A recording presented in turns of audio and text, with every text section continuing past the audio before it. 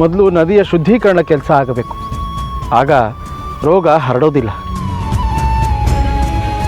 ಆದರೆ ಬೆಳೆನೂ ಸರಿಯಾಗಿ ಬೆಳೀತಿಲ್ವಲ್ಲ, ಅದ್ರ ಬಗ್ಗೆ ಏನು ಹೇಳ್ತೀರಾ? ಎಲ್ಲ ಊರುಗಳಲ್ಲೂ ವಾತಾವರಣದ ಏರುಪೇರು ಆಗೇ ಆಗುತ್ತೆ. ಅದು ನಿಮ್ಮೂರಿಗೂ ಹೊಸ್ತೇನಲ್ಲ.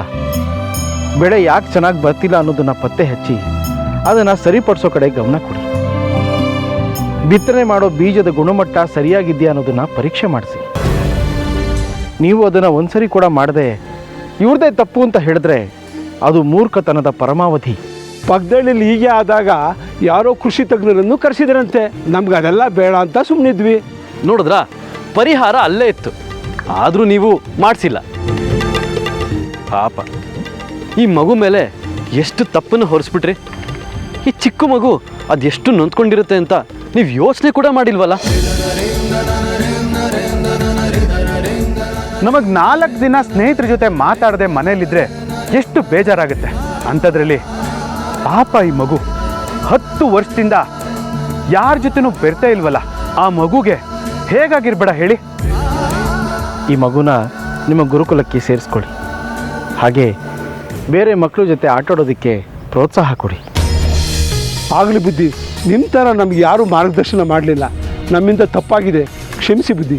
ಇವರು 10 ವರ್ಷದಿಂದ ಎಷ್ಟು ಹಿಂಸೆ ಅನುಭವಿಸಿದ್ದಾರೆ ಅನ್ನೋದನ್ನು ನಾವು ಊಹೆ ಮಾಡೋದಕ್ಕೂ ಸಾಧ್ಯ ಇಲ್ಲ.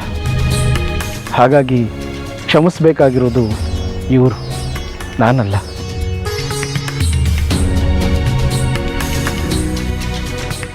ನೀವೆಲ್ಲ ನಮಗೆ ಕ್ಷಮಿಸಬೇಕು.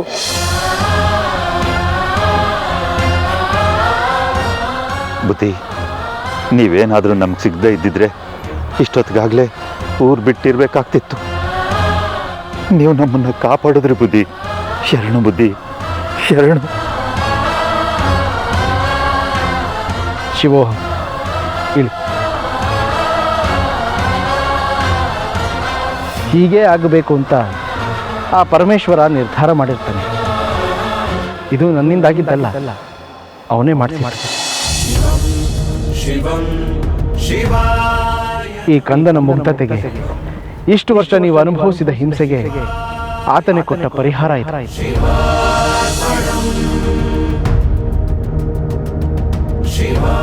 ನಿಮಗೆಲ್ಲ ಒಳ್ಳೆಯದಾಗಲಿ. ಹಾಗೆ ಇಷ್ಟು ವರ್ಷ ನೊಂದಿರೋ ಈ ಕುಟುಂಬನ ಬಹಳ ಪ್ರೀತಿ ವಿಶ್ವಾಸದಿಂದ ಇಡೀ ಊರು ನೋಡ್ಕೋಬೇಕು ಅಂತ ನಾನು ಕೇಳ್ಕೊತೀನಿ. ನೀವು ಕೇಳ್ಕೊಳ್ಳೋದೇ ಬೇಡ ಬುದ್ಧಿ. ನಮ್ಮ ತಪ್ಪು ನಮ್ಗೆ ಅರಿವಾಗಿದೆ. ಇವ್ರನ್ನ ಒಳ್ಳೆ ರೀತಿ ನೋಡ್ಕೊಳ್ಳೋದು ನಮ್ಮ ಜವಾಬ್ದಾರಿ ಬುದ್ಧಿ. ಅಷ್ಟು ಮಾಡಿ, ನಾವಿನ್ನು ಹೊರಡ್ತೀವಿ. ಸಿದ್ಧಲಿಂಗ ಬುದ್ಧಿಗಳಿಗೆ, ಸಿದ್ಧಲಿಂಗ ಬುದ್ಧಿಗಳಿಗೆ, ಸಿದ್ಧಲಿಂಗ ಬುದ್ಧಿಗಳಿಗೆ, ಸಿದ್ಧಲಿಂಗ ಬುದ್ಧಿಗಳಿಗೆ, ಸಿದ್ಧಲಿಂಗ ಬುದ್ಧಿಗಳಿಗೆ, ಸಿದ್ಧಲಿಂಗ ಬುದ್ಧಿಗಳಿಗೆ.